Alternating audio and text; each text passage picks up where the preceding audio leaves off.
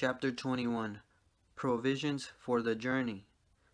The Buddha said, "Those who study the doctrine of the Buddhas will do well to believe and observe all that is taught by them. It is like unto honey.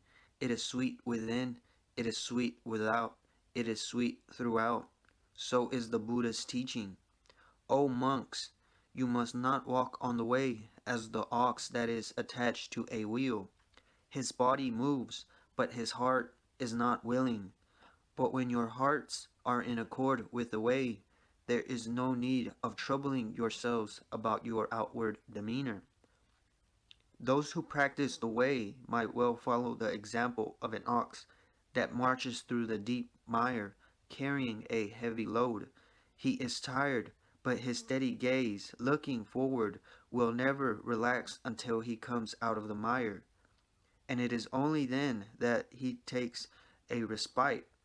O monks, remember that passions and sins are more than the filthy mire, and that you can escape misery only by earnestly and steadily thinking of the way. The seeker has to go alone on the pilgrimage, otherwise is not possible. It is not in the nature of things.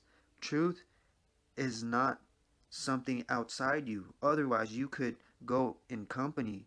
It is within you. Truth is not objective, so it cannot be collective. It is subjective. Truth is subjectivity. It is your innermost core. Only you can penetrate it. Nobody else can go with you. The path has to be traveled in tremendous aloneness, and a master knows that he is pushing you in a journey where you will be left alone. Buddha particularly is very much aware of it. He has not uttered a single word against this understanding. He has never said, "I can lead you to the ultimate. You will have to go alone." The tour is going to be absolutely unguided, with no maps, with no guide to show you the path. Then, of course, you have to be prepared for it.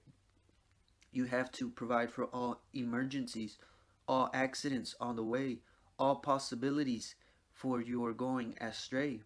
You have to carry provisions for the journey. Buddha has called these provisions parmitas. The word is beautiful. Parmita means that which can lead you beyond the provisions for the other shore. The journey is going to be alone. The moment you leave this shore, you will be left alone in a great and wild ocean, and you will have to fight the ocean and find the way absolutely on your own. No knowledge that you have gathered before is going to be of any help, because each person comes to truth in his own way. The perception of truth is absolutely unique and individual. No two persons have known truth in the same way, because no two persons are ever the same. They are different. Their vision is different. Their perception is different. Their interpretation is different. Their expression is different. So all that you have gathered about truth is not going to help you much. In fact, it may hinder you, but it cannot help you. It can become an obstacle. So Buddha says, don't carry knowledge. Then what does one have to carry with oneself? If the journey is going to be alone, then you have to create some qualities, parmitas, which can follow you like a shadow. These 10 parmitas have to be understood very deeply. The first parmita is dana, generosity, sharing. Ordinarily, the mind is a miser. It tries to hold, to possess. Mind is not generous. And if you go with this mind, you will be lost, because a miser's mind is a very closed mind. Miserliness is a sort of closing in. You are not open to the world. You don't allow your windows and doors to bring more light from the outside. You don't allow your windows to bring you breezes from the outside because you are constantly afraid that something you are holding inside may escape. Mullah Nasruddin was appearing in court and he was saying, "Now it is too much and I cannot tolerate any more. We have a small room to live in. Only one room. I live there. My wife lives there. My 12 children live there. And my wife is obsessive. She has a few goats in the room and a dog also sleeps there. It is becoming so ugly and so dirty, it stinks, and I cannot live anymore. So I have come to ask for a separation."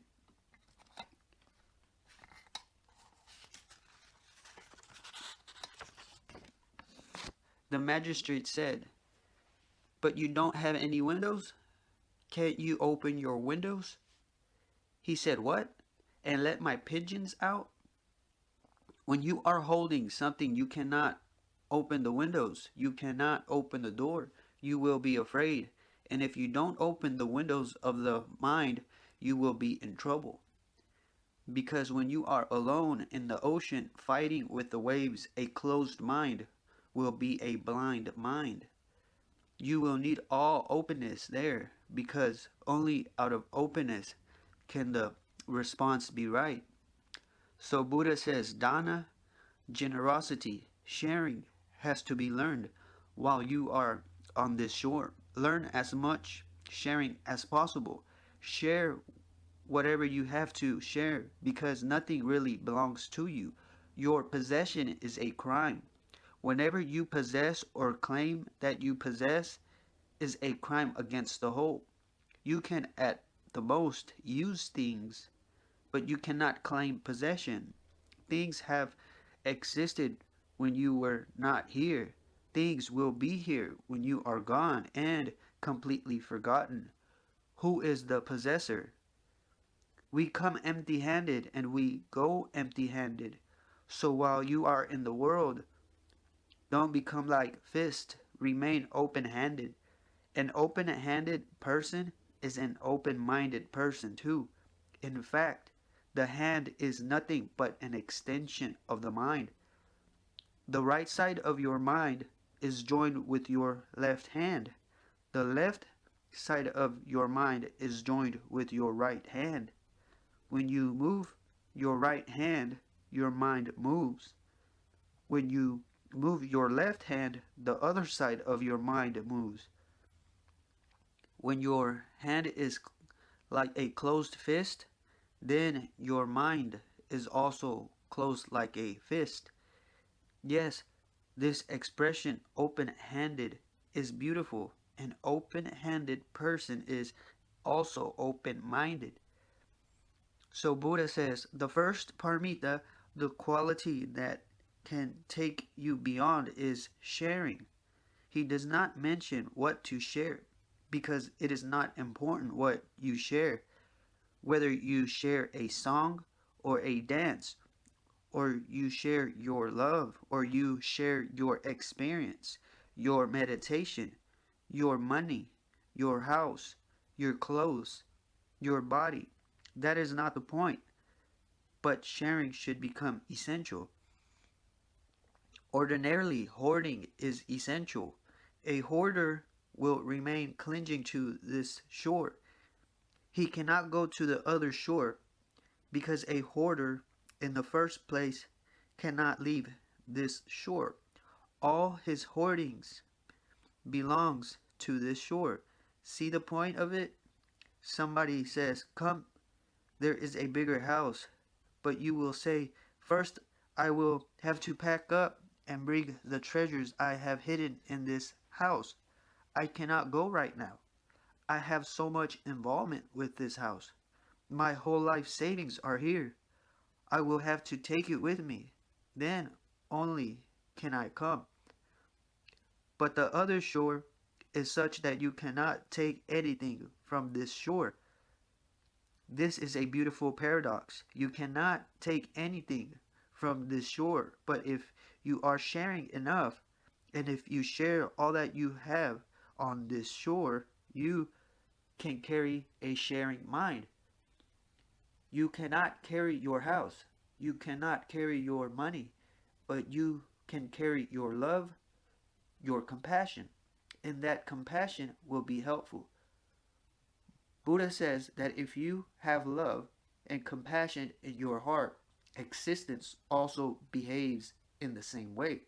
Existence always reflects you. If you share, existence shares with you. If you are hoarding, that means you are against existence. A hoarder is against. He is afraid. He does not trust. Who knows what is going to happen tomorrow? He does not trust existence. He trusts his own bank balance. His trust is in things that he has created or that he has accumulated. He is not trusting of the vast, of the infinite. Buddha says, if you trust, then the existence also responds in the same way. Existence is a mirror. It echoes you. If you go as a hoarder, then you will be in trouble, because then everywhere you will see the enemy in the waves of the ocean, in the infinite journey. 1,001 problems will arise and you will be at a loss. There will be no guide. There will be no guidebook, and you will be alone, absolutely nude and alone, with no hoardings of your own, no securities, no insurance. It will be difficult for you to go. Buddha says you can only go when you have already disposed of all that you have. Now, you can dispose in two ways. You can dispossess only as a means, so that you can possess on the other shore. But that is not true dispossession. That is again just a trick of the mind. That's what many Buddhist monks, Jaina monks, Catholics, and others are doing. They are ready to renounce, but their renunciation is out of calculation. It is not out of love. It is out of calculation. They calculate that nothing can be saved on this shore. So why not renounce it and save something on the other shore, in the other world? Money cannot be saved. It is going to go. So why not have virtue in your possession? But the possessiveness remains the same. Buddha says, be non-possessive. Possess neither on this shore nor the other. Be always sharing. So there is a very specific teaching. Buddha has said to his disciples that when you meditate and you come to beautiful spaces in your being, immediately share them. If there is nobody, then just close your eyes and shower that blessing on the whole existence. But don't become a possessor of it. Even of meditation, even of wisdom, don't become a possessor. There is a beautiful anecdote. A young man came to Buddha. He was attracted by Buddha's presence. By and by, he started meditating. But there was one problem. One day he came and he said, there's only one problem. The problem is, you say that when meditation flowers, then you have to release all the fragrance to the whole world. I can do this with just one exception. I cannot share it on my neighbor. I can do it on the whole of the world. But just give me permission not to share it on my neighbor. Buddha laughed and he said, you fool. That is the whole point. You can shower it on the whole universe because you are indifferent to the whole universe. You cannot shower it on your neighbor because you have an enmity. Love knows no enmity. First you shower on your neighbor, only then will the universe receive it. There is no other way. First, shower on your enemy. First, befriend your enemy. Then the whole universe will befriend you. That's the meaning when Jesus says you should love your enemy. Love, love thy enemy as thyself. Jesus also says, love thy neighbor as thyself. Maybe in almost all cases, the enemy and the neighbor are the same person. They are not different people. The neighbor and the enemy are almost always the same person, because he who is very far away from you cannot be your enemy. To be your enemy, somebody has to be very close to you. To be an enemy, somebody has to be just on the boundary of your being, has to be your neighbor. Then he pinches you. Then his very existence becomes an anxiety. Then he interferes. Then his very existence is non-acceptable. Buddha says, shower your meditation, otherwise you have missed. Now this is a new teaching. Patanjali has not said it. This is a new insight. Buddha says, if you attain to meditative states, shower it immediately. If you don't shower it, then you have not attained the space that you think you have attained. Then you are in a deception. You are in an illusion, because a meditative state is by its very nature sharing. If you cannot share, then you must be in a deception somewhere. Then the state is pseudo. Then the space is not real. A real meditative space, by its very nature, wants to be shared.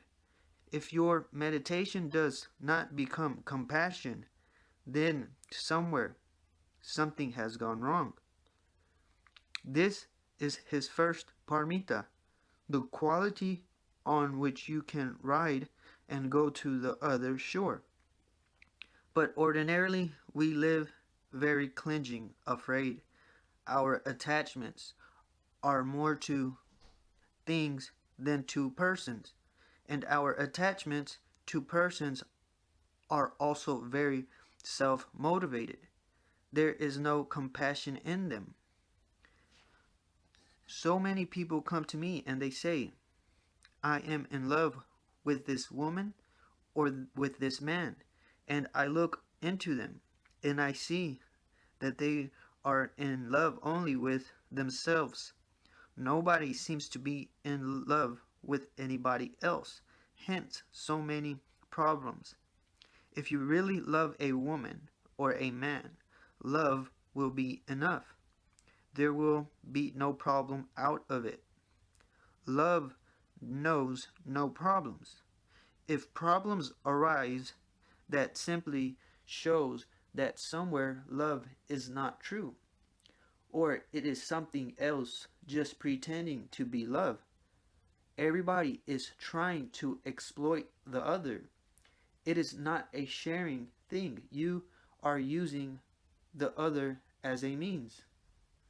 Sooner or later, the other starts feeling that too, that he or she is being used as a commodity. Then there is rebellion, reaction, revenge, conflict. People you call lovers are continuously trying to dominate each other. We possess things. We possess people. And in this mad race of possessions, we lose our own selves. One is lost in his possessions. If you really want to know who you are, you will have to become a little loose from your possessions. A rabbi and a Catholic priest were fishing in separate boats some distance apart. The priest got a bite and was so nervous that he fell out of the boat. He sank twice, and as he was coming up the second time, the rabbi rolled over and called out, "Father, Can I have your boat if you don't come up again? We may not be so direct, but this is how we are, just waiting. How can we possess more? Just waiting. How can our territory become a little bigger, even if others suffer for it, even if they have to die for it? We are ready to sacrifice the whole world. For what? For things that you will not be able to carry to the other shore? Death will come and shatter all your arrangements. Buddha said, before death takes things away from you, share them. At least there will remain some gratitude in people's hearts for you. At least they will remember you. Death will not be able to efface your memory completely, and by sharing, you will become open. And by sharing, you will become more trusting, and trust becomes the boat to the other shore. Trust people because people are nothing but a manifestation of the universe, a manifestation of the universal soul. When you share with somebody, in fact, you are sharing with the whole, because everybody is a manifestation of the whole. When you water a tree and the tree feels happy and the leaves seem to be delighted and the tree starts swaying and dancing in the breeze, it is the whole you have watered. The whole was thirsty and the tree you have watered, and the whole is happy. Whatsoever you do to people, to trees, to animals, you are doing to existence. And of course, existence repays a thousandfold. When you are totally alone and there is nobody with you, only existence all around, it will repay you. Buddha says this is the first paramita. Oscar Muscovitz and Sidney Margolis had a profitable little business going, importing artificial flowers for the ladies' dress trade. Mainly, it was profitable due to their rarely, if ever, paying Uncle Sam taxes. But to their loft came, as it must to all men, the agents of the IRS. Finding Oscar in charge as Sidney was on a buying trip, the first agent tried to explain the nature of the visit. Mr. Oscar, you people are doing business and failing to report to the government. Oscar turned purple. Report? What report? What is to report? He demanded. Well, the agent replied, first of all, we would like to know about your dependents, that is, your family exemptions. Oscar proceeded to tell them about Harriet, his wife, dependent number one, and all the trouble and aggravations she had been giving him lately.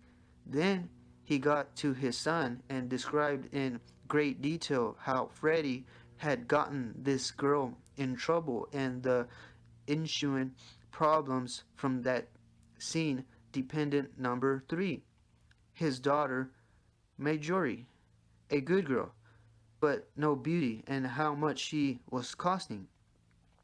Finally, after absorbing as much of the detail of Oscar's private life as he could stand, the agent said, Mr. Oscar, let us forget all that for a moment and concentrate on the business itself.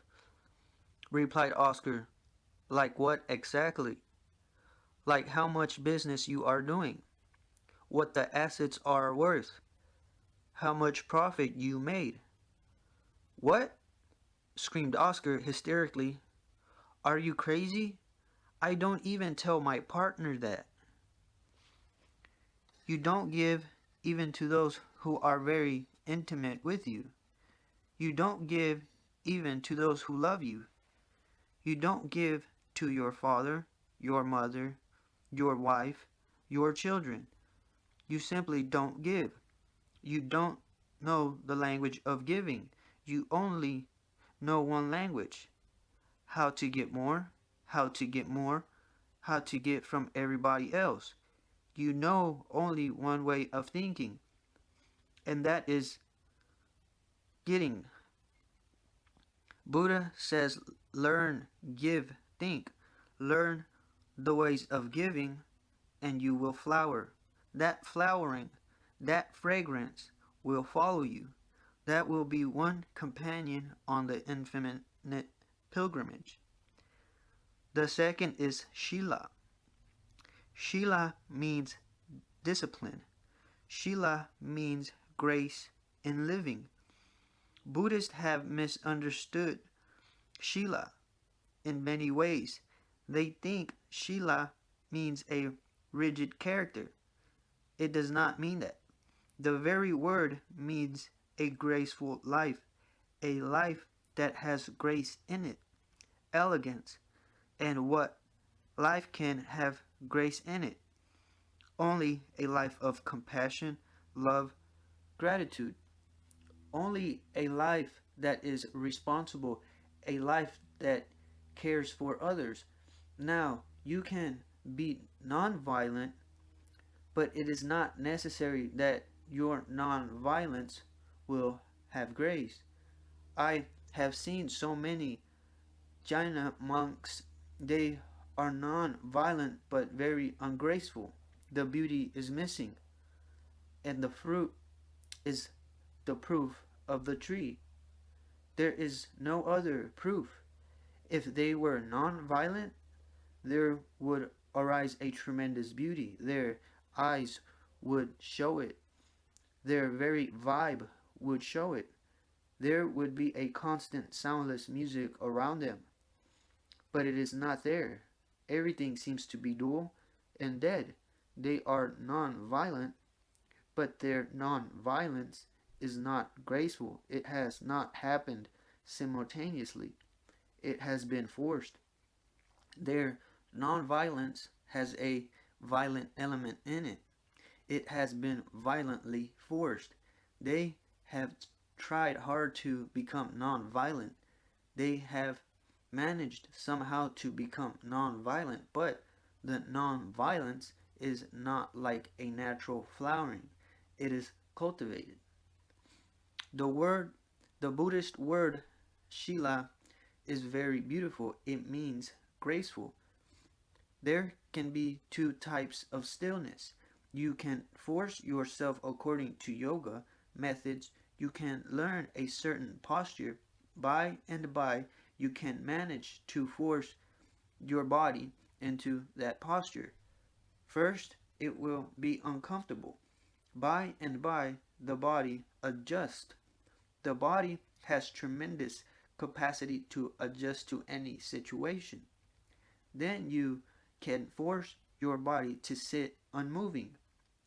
And if you go on doing it, by and by, after a few months, you will become like a Buddha statue. But that will be violence, and there will be no grace in it. Deep down, you will be boiling.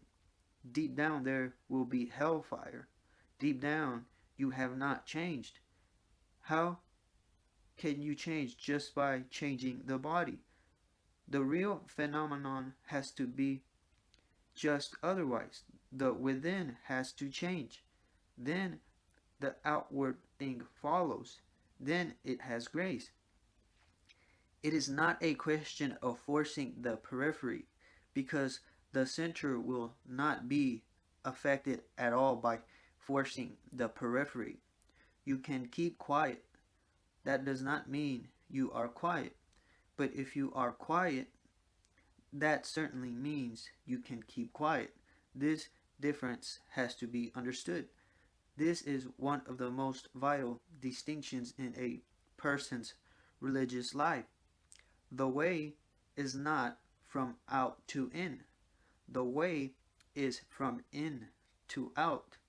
Don't force things from the outside, and don't think that by changing your body and your outward demeanor you can change your inner qualities. No, it doesn't happen that way. Change the inner and then the outward follows. Then there is grace. Buddha says the second paramita is grace in living, a discipline that has arisen out of understanding. The word discipline is meaningful. It comes from the same root as disciple. It means readiness to learn. Disciple means one who is ready to learn, open to learn. When one is open to learn, that means one is aware, because learning is possible only when you are aware. When you are not aware, you cannot learn anything. People who are aware can learn everywhere and anywhere. Just the other day, I was reading about a Sufi mystic, Shibi. Shibi was asked, "Who guided you on the path? Who was your first master?" And the questioner was surprised because Shibi said, "A dog. One day I saw him almost dead with thirst standing by the water's edge. Every time he looked at his reflection in the water, he was frightened and withdrew because he thought it was another dog. Finally, such was his necessity that he cast away fear and leapt into the water, at which point the other dog vanished. The dog found that the obstacle, which was himself, the barrier between himself and that which he was seeking, melted away. In this same way, my own obstacle vanished when I knew what I took to be my own self was just a reflection, not the reality.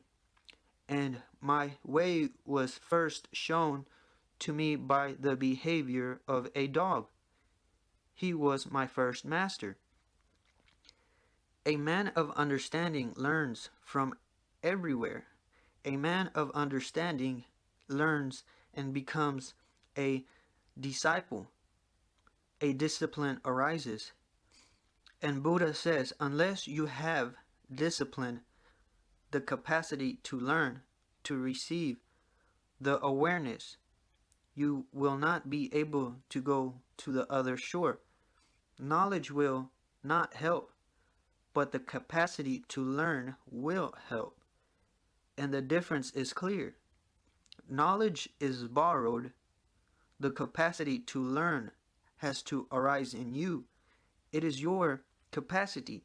You cannot borrow the capacity to learn. You can borrow knowledge.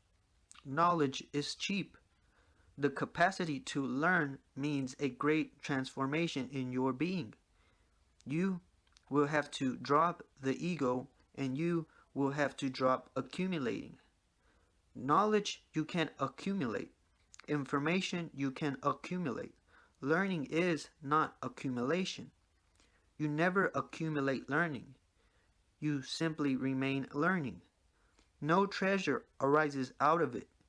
It is just like a mirror. Something comes before it, and it reflects. When the thing has moved, it remains quiet. Again, a mirror. Again, simple, innocent. It does not collect. You cannot ask a mirror, how many people have looked into you? He does not collect. He is simply a mirror. He mirrors. Learning is like a mirror, and knowledge is like a photo plate. It also mirrors, but only once. Then it is caught with a reflection. Then it is destroyed. Buddha says Shila is the second Paramita. The third is Shanti. Shanti means patience.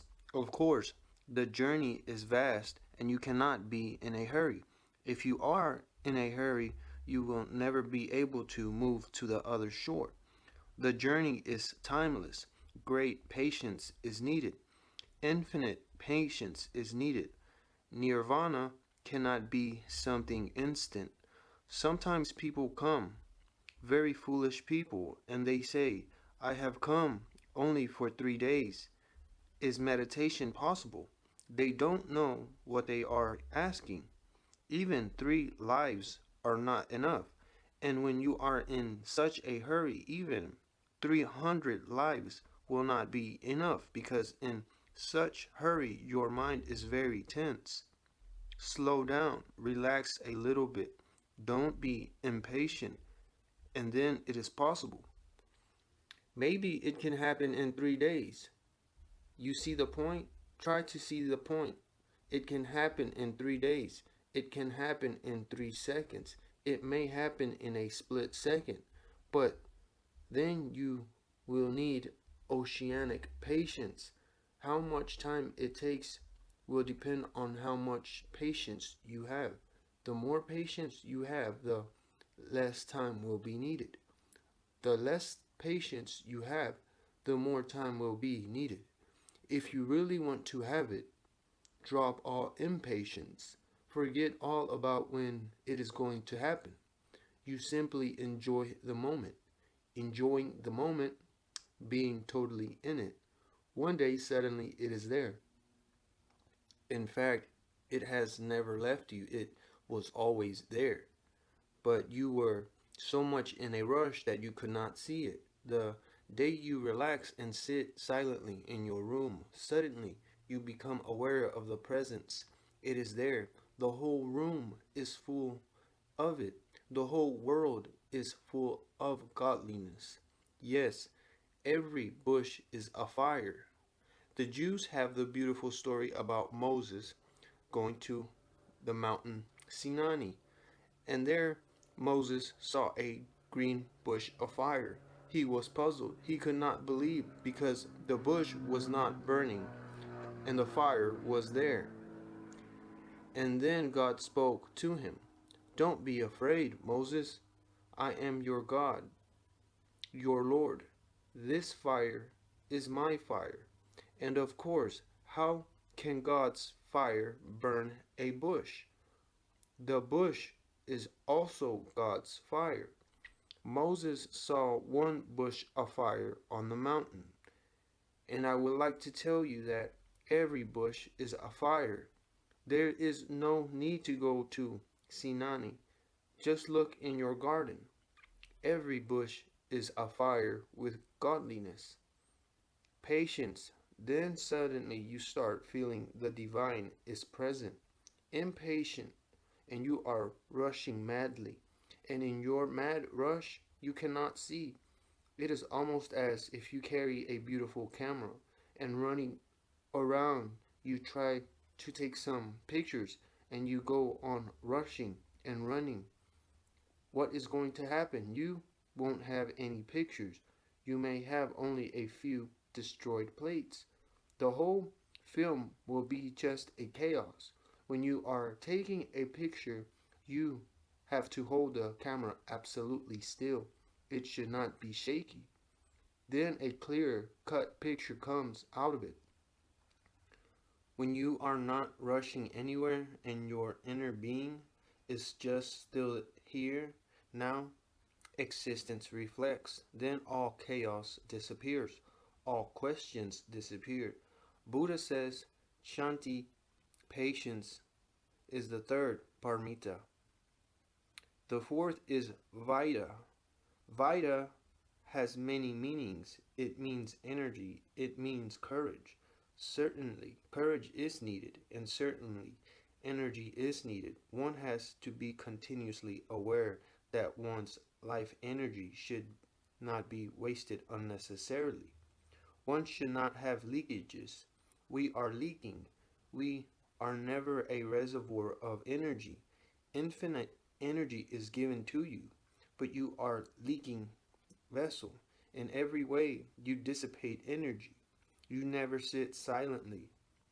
Buddha used to call his meditation jhana. Jhana is a Pali term for the Sanskrit Dhyan. From Jhana came the Chinese Chan and the Japanese Zen. In Japan, Zen became the crescendo. What Buddha had planted as a seed flowered in Japan came to its climax.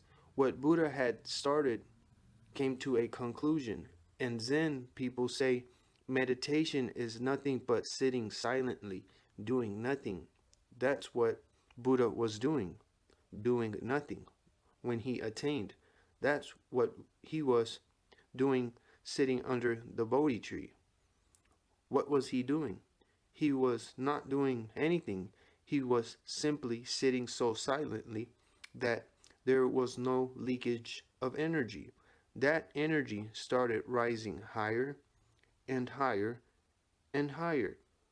That energy was reaching peaks, and then the energy rushed and touched the Saharshar, the seventh chakra.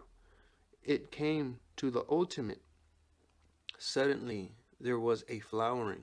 Buddha became a lotus flower. You have the same energy, but you go on throwing it. Whenever you have energy, a great desire to throw it away arises in you. You may call it sexual urge, or you may call it something else. It makes no difference. But whenever you have energy, a great desire arises to relieve oneself. In the West, sex is thought of as a release. In the East, we have taken the sexual energy in a totally different perspective. There is no need to release it. It is your energy. Because you go on releasing it, you remain empty. If you allow it sometimes to gather, if you simply let it gather inside you, the sheer quantity comes to a point where there is a qualitative change. The gathered energy rises higher and higher.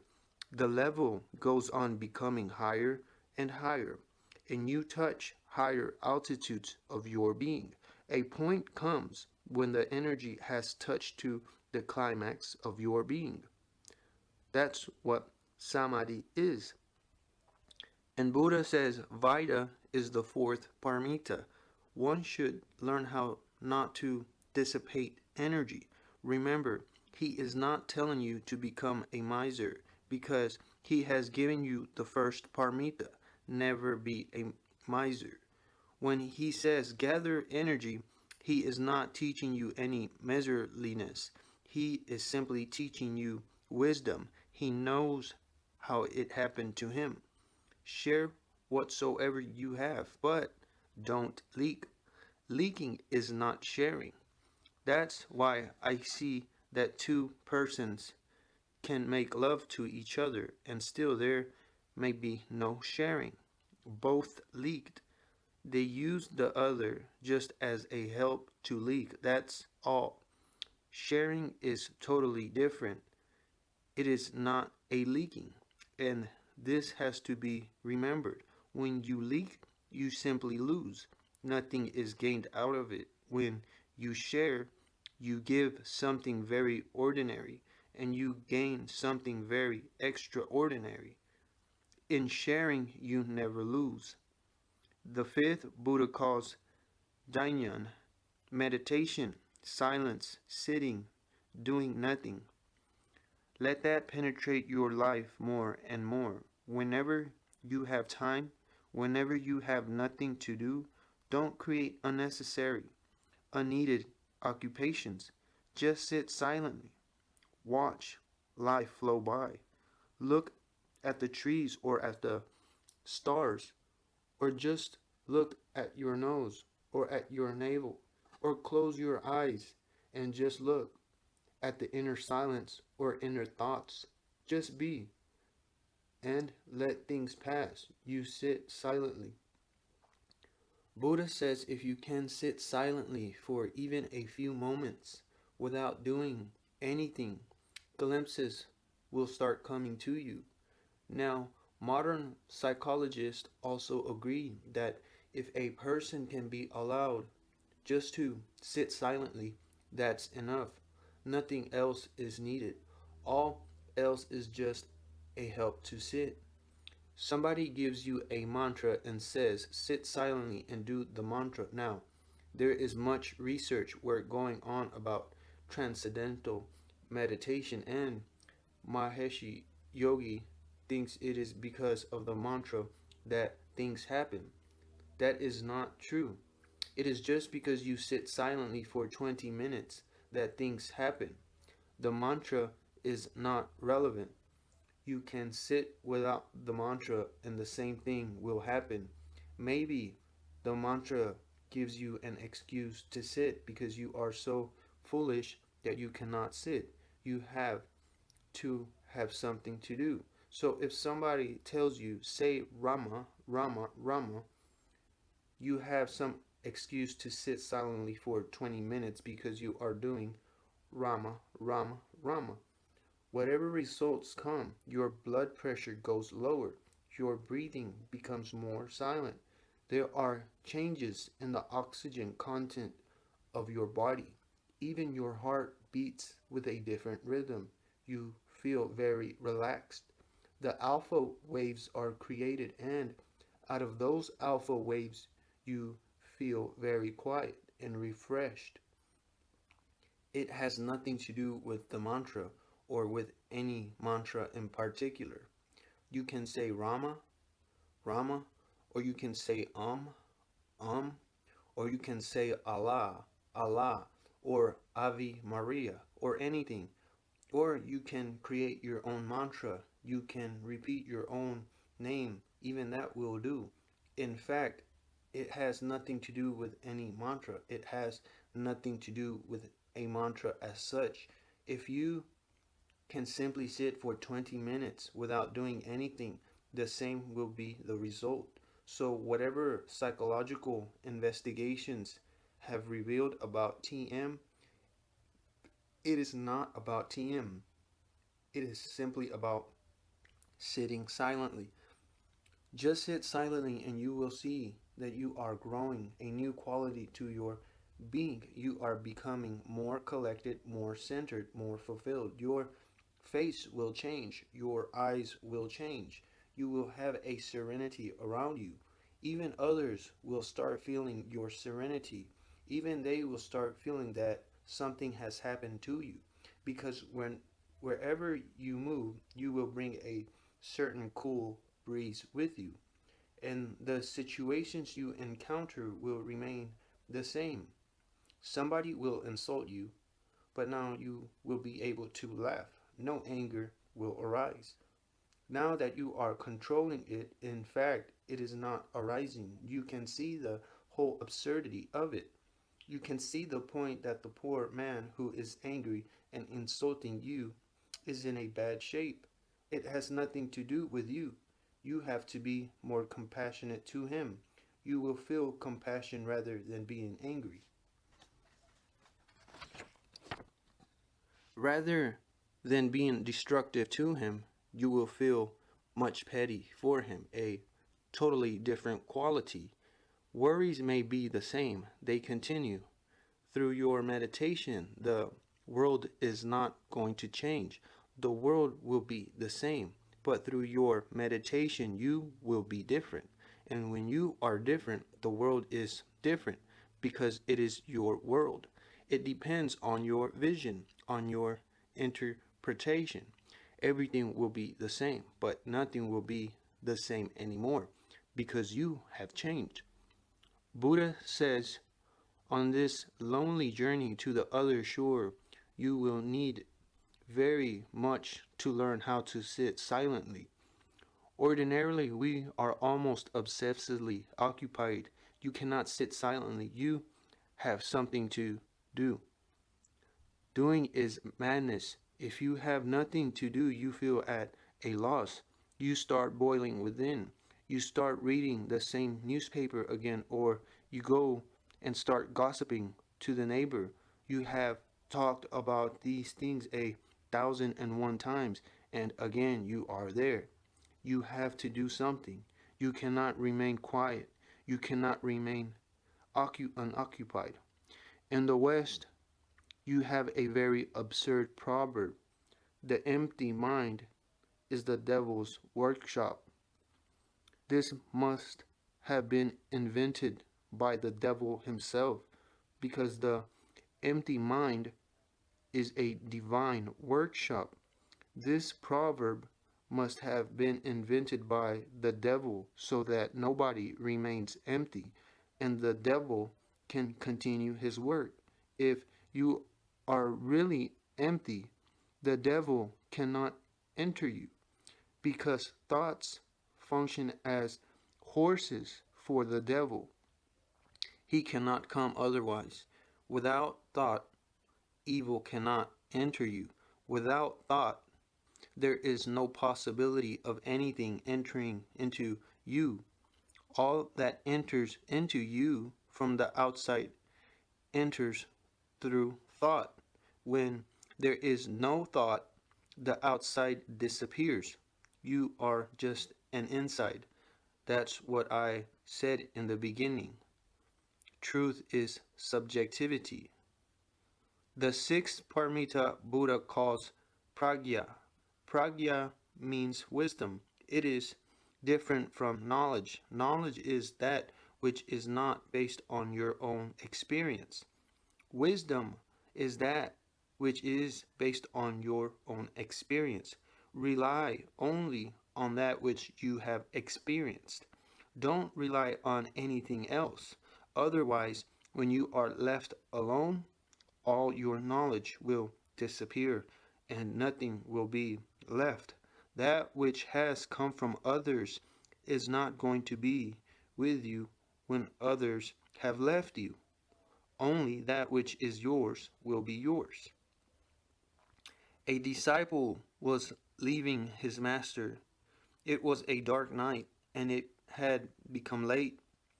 The disciple was a little apprehensive because he had to pass 5 miles of dense forest to reach to his village. The master saw that fear. He said, "Are you afraid of the darkness?" The disciple said, "Yes, I am afraid, but I couldn't gather courage to say so." The master said, "Don't be afraid." And the master lit a candle, gave the candle to the disciple, and said, "This will do. You go." When the disciple was going out of the door, the master suddenly blew the candle out. The disciple said, "I don't understand what you have done. Just a moment before you lit the candle for me with such compassion. Now, why are you so cruel? Why have you blown it out?" The master laughed. He said, "My candle will not be of much use to you." Buddha has said, "Apo dipo bhava," be a light unto yourself. The night is dark, I know, and I would like to help you in every way, but I cannot do anything that is impossible. Only your light will help you in the dark night. So rely on yourself. Go with my blessings. Go into the dark night with my blessings. Rely on your own consciousness. Remain alert. Let that be your light, because nobody else's light can help you. This is a beautiful parable of infinite significance. Wisdom is that which is your own experience. Remember it. And all that you have gathered from others, throw it, burn it. That which is yours is true. That which is not yours is untrue. A truth is truth only if you have experienced it. Even a truth becomes a lie when you have not experienced it. When I say a truth to you, it is truth when I say it. When you hear it, it becomes a lie because for you, it will not be based on your experience. So drop all that luggage that you have been carrying. It is useless. It is not going to help. Buddha says, in this journey to the other shore, you drop all the weight that you have gathered from others. Just take that much which is yours. Of course, you cannot drop it. You will have to take it. There is no way to drop it. Can you drop anything that you have known? Can you drop it? How can you unknow what you have known? There is no way. If you have experienced something in meditation, how can you drop it? You cannot drop it because by experiencing it, it has become part of your being. That's what pragya is. Pragya is some experience that has become part of your being. It is no longer a possession, it is just your very being. And how can you carry that which you have not experienced? You cannot carry it. Only that is yours, which has been experienced by you. Beliefs have to be dropped. Only wisdom can be of help. There is a Hasidic story. Without telling his teacher anything of what he was doing, a disciple of Rabbi Baruch had inquired into the nature of God, and in his thinking had penetrated further and further until he was tangled in doubts, and what had been certain up to that point became uncertain. When Rabbi Baruch noticed that the young man no longer came to him as usual, he went to the city where he lived, entered his room unexpectedly, and said to him, I know what is hidden in your heart. You have passed through the 50 gates of reason. You begin with a question and think up an answer. And the first gate opens and to a new question. And again you plummet, find the solution. Fling open the second gate and look into a new question. On and on, like this, deeper and deeper, until you have forced open the 15th gate. There you stare at a question whose answer no man has ever found. For if there were one who knew it, there would no longer be any freedom of choice. But if you dare to probe still further, you plunge into the abyss. Should I go back all the way to the very beginning? Cried the disciple. If you turn, you will not be going back, said the rabbi. You will be standing beyond the last gate. You will stand in faith. That's what Buddha calls wisdom. Belief is from others. Faith is your own. Don't be deceived by dictionaries. Dictionaries say faith means believe. Believe means faith. They don't mean that. They are not synonymous. They are really opposite to each other, antagonistic. Belief is just faith in appearance. Deep down there is doubt because you have not experienced it. How can the doubt disappear? You are simply pretending that you know. Without knowing, the doubt will remain there, deep inside your heart. One day or other, you will have to face it, and the time that should you have wasted in repressing it, it is a sheer wastage. In the first place, you should have encountered it. Doubt, encountered, not repressed, disappears. Then arises faith. Faith is the Jewish term for the same thing that Buddha calls pragya, wisdom. Through belief, you trust others, but others cannot go with you. Don't lean on others. That is Buddha's fundamental message. Lean on your own self, because you will be left alone in the final stage, and only your own eyes, your own wisdom will be of help. Another Hasid story I would like to share with you. A woman came to Rabbi Israel, the Mazid of Koznitz, and told him, with many tears, that she had been married a dozen years and still had not born a son. "What are you willing to do about it?" he asked her. She did not know what to say. "My mother," so the Mazid told her, "was aging and still had no child. Then she heard that the holy Baal Shem was stopping over in the course of a journey. She hurried to his inn and bade him pray that she might bear a son. "What are you willing to do about it?" Baal Shem asked her. "My husband is a poor bookbinder," she replied, "but I have one fine thing that I shall give to the rabbi."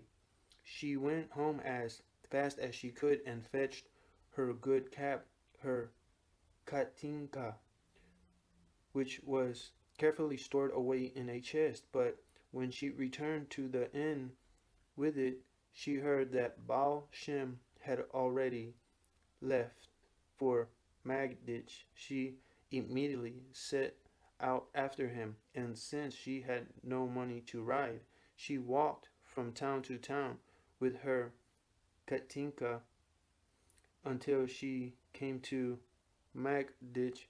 The Baal Shem took the cap and hung it on the wall. "It is well," he said. "My mother walked all the way back from town to town until she reached Ept.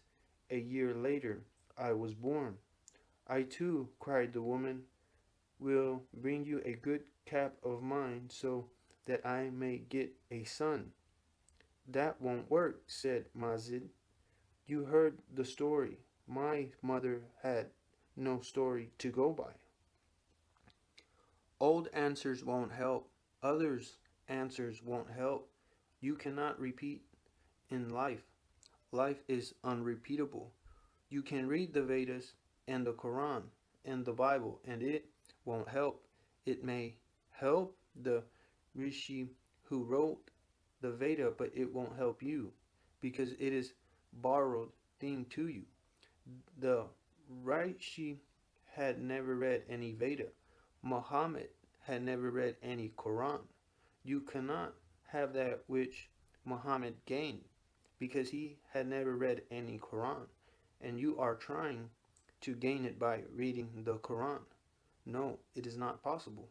Remember, life is unrepeatable. Truth is unrepeatable. Nobody else's answer is going to help. You have to find your answer.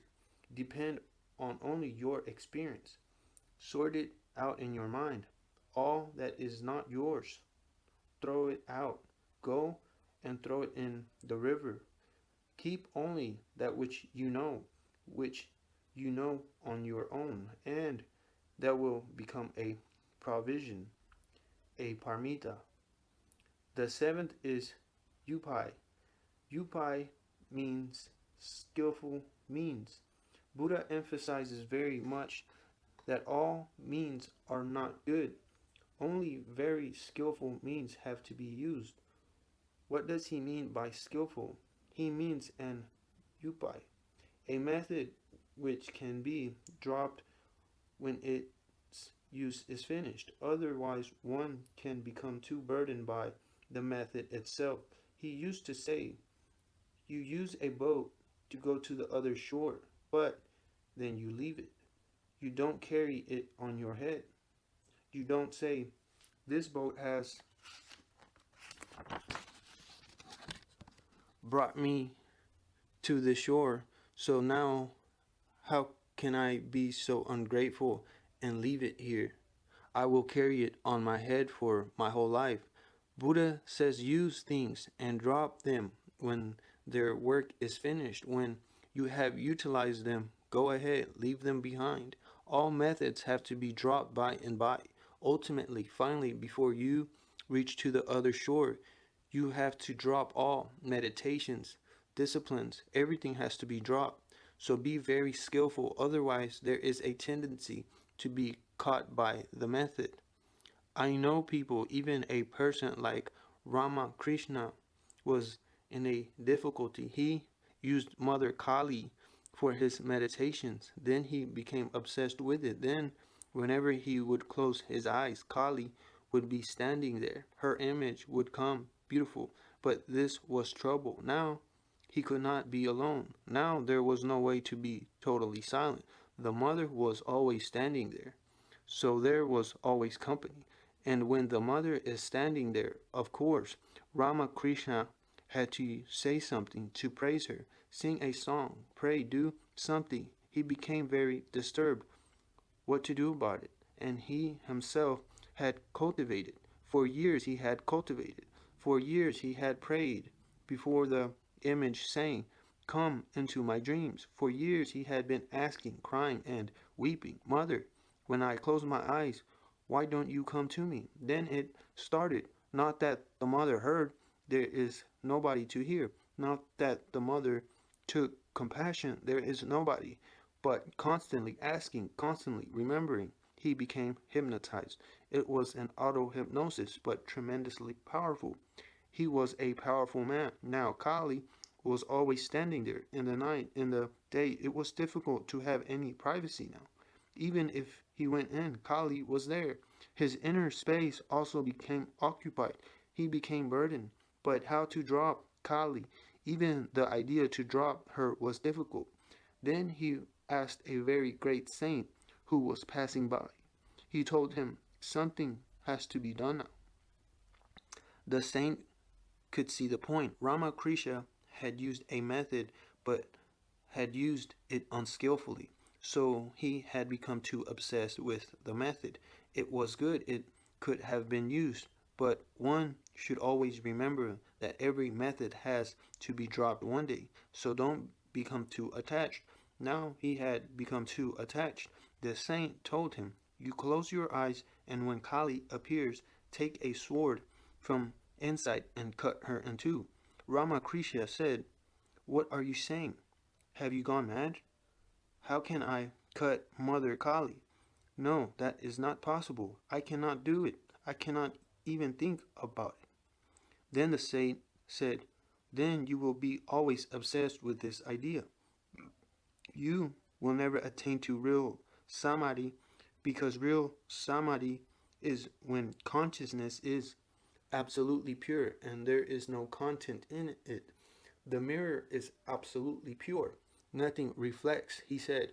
"Then it is for you to decide." Now, Ramakrishna was in much doubt about what to do. He wanted to attain to samadhi, but this attachment was coming in the way. Finally, he decided, okay, he said, "I will do it. But from where to get the sword?" And the saint laughed and said, "From where you have got your Mother Kali, from the same place. It is imagination. So imagine a sword, and imagination can cut imagination. This Mother Kali is your imagination. Your sword is your imagination, the cutting. And Mother Kali falling apart is also imagination. To destroy imagination, a real sword is not needed. For an unreal thing, another unreal thing will do." Ramakrishna tried many times, but would not succeed. The saint got fed up. He said, "Now, tomorrow I am leaving. This is the last time. To help you, I will do one thing. I am going to bring a piece of glass, and when the Mother Kali arises, because whenever the Mother Kali would be there, immediately you could see it from outside also." Ramakrishna would start swaying, and the tears of happiness would start rolling down his face. He said, "When I see that now you are in your hypnosis and the Mother Kali is there, I will cut you on your third eye center with my piece of glass. Blood will flow. At that moment, it is to remind you not to forget the sword. As I am cutting you, you cut your mother Kali. You try it. Otherwise, tomorrow I will go. He was threatening to go, and it was difficult to find a man like him. His name was Totapuri, a very rare man. Ramakrishna tried, crying and weeping, and when Totapuri cut his third eye center, Ramakrishna also took courage and cut the mother inside. Suddenly, all disappeared. Mother and sword, all. He was in absolute silence. Buddha says use all means and methods in a very unattached way. So when the time is right to drop them, you can drop them. Everything has to be dropped. The eighth is pranihan, surrender. And Buddha says, remember, you have to do much, but the ultimate always happens when you are not doing anything. It happens in a let go. Pranihan is the state of let go. You do all that you can do. It will help. It will prepare the ground. But it cannot cause the truth to happen. When you have done everything that you can do, then relax. Then nothing more is left to be done. In that relaxing, in that let go, the truth happens. Truth is not something that we can bring. It comes. It descends. It happens. It is nothing of your doing. The ninth Bala is power. After surrender is power. Now see the difference. And the fourth Buddha says Vita, energy. It was not power. It was simply energy, human energy. Now after surrender there is Bala, power, divine power. When you have surrendered and your ego is dropped suddenly, you are full of unknown power. You have become a receptacle. And the 10th, Gaya, is seeing into the nature of things or awareness. Buddha uses the word Ganya in a very specific way. It is seeing into the nature of things. When you have surrendered and the power of the divine or the power of the whole has descended on you, then there is the encounter, that vision, that realization, nirvana. These 10 are the paramitas. They have to be practiced. Now, the sutra. The sutra is to remind you of how you have to work for these 10 paramitas. The Buddha said, those who study the doctrine of the Buddhas will do well to believe and observe all that is taught by them. It is like unto honey. It is sweet within, it is sweet without, it is sweet throughout. So is the Buddha's teaching. This is one of the things to be understood. This is very significant, and Buddha has repeated so many times. My teaching is like honey, sweet within, sweet without, sweet throughout, sweet in the beginning, sweet in the middle, sweet in the end. My teaching is like honey. He has repeated that 1,001 times. Why? There is a very significant message in it. Ordinarily, whenever you feel happy, afterwards comes unhappiness. When you indulge, you have a glimpse of happiness. Then there is pain and frustration. So it is sweet in the beginning, but bitter in the end. Seeing this, many people have tried the reverse, the extreme opposite. That's what aesthetics do. They say fasting, austerities, discipline are painful in the beginning, but very sweet in the end. These are the two ways in the world. The way of the worldly man who hankers for pleasure, even if in the end it brings pain. It's okay. We will see. Right now, why miss? Even if a drop of honey is there, he's ready to suffer for years for it. The worldly man thinks of the momentary and suffers for it. The so-called religious man, seeing this absurdity, stands on his head. He turns the whole thing upside down. He says, if in the world this is experience, if you enter into a blissful, peaceful, happy state, in the end you become frustrated.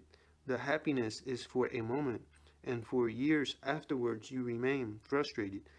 He tries the other. He says, first I will move into pain. I will fast. I will move away from all pleasure. I will go to the Himalayas. I will stand in the cold or in the hot sun. I will move into pain on my own, voluntarily.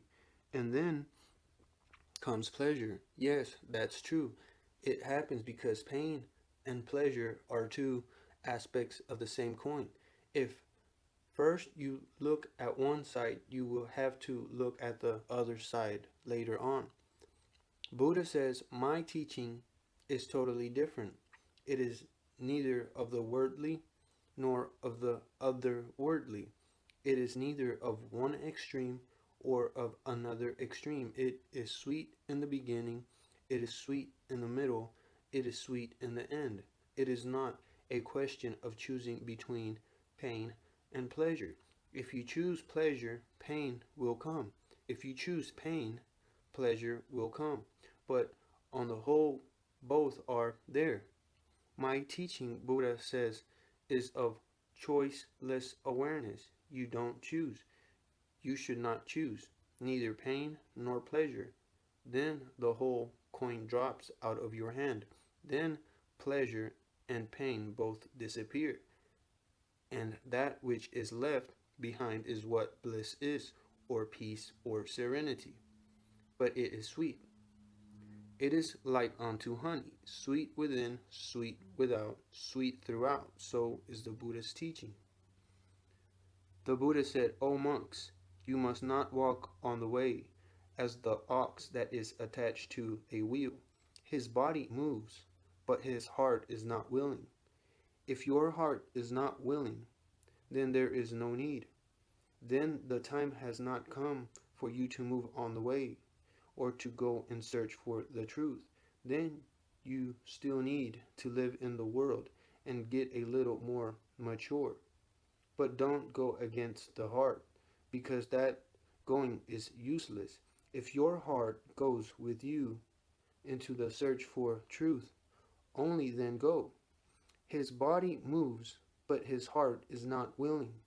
But when your heart is in accord with the way, there is no need for troubling yourselves about your outward demeanor. If your heart is ready, if you have experienced life and the pain of it, if you have suffered life and understood the frustration of it, and your heart is ready to move to the other shore, you have experienced this shore and have found that it is just empty, just illusory. If you are ready to move to the other shore without looking backwards, not even a slight desire for this shore has remained in your being, then you are ready. Then Buddha says you are free of all discipline. Then there is no need. Then this much is enough, that your heart is in accord with the way. Discipline will come. This is enough. Discipline is needed because your heart is not in accord with the way. But then Buddha says that discipline is not of much use. Remember, Buddha is not ready to take you on the way if you are immature. Maturity is a must. And what do I mean by maturity?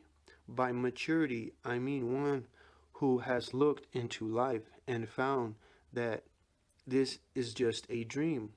When the reality that you think is real starts looking like a dream, you are mature. Then it is very simple to move to the other shore alone. There will be no difficulty. Your heart will be in accord with the way. You can go dancing, you can go singing, you can go laughing, you can go joyous, cheerful. You will not go reluctantly. You will go not resistantly. You will not go against yourself. In fact, you will not be going. You simply will be moving with the stream, like timber.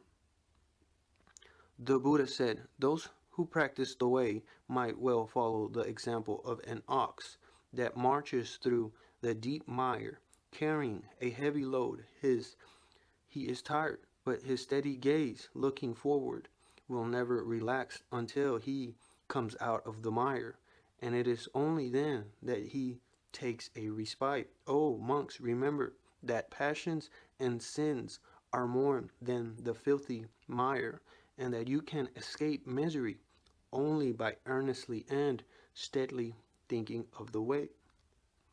Buddha says that first great effort is needed, and then great surrender too. That is the meaning of the Zen people saying that effortless effort is needed and great harmony is needed of effort and no effort. If you rely on your effort, you will never reach. If you rely only on God's grace, you will never reach. The possibility to reach arises only when you have done all that you can do. Only at that moment does the universe shower on you, not before it. Then you can relax. So Buddha says, first do each thing that you can do. Never ask for help before that. Don't be lazy. Don't be lethargic. Bring all your energy into action. Become totally involved in the spiritual work. Of course, remember also that this is not going to give you the ultimate. A moment will come when you will have to surrender, but you can surrender only when you have done all that you can do. Existence helps those who help themselves. There are two types of people.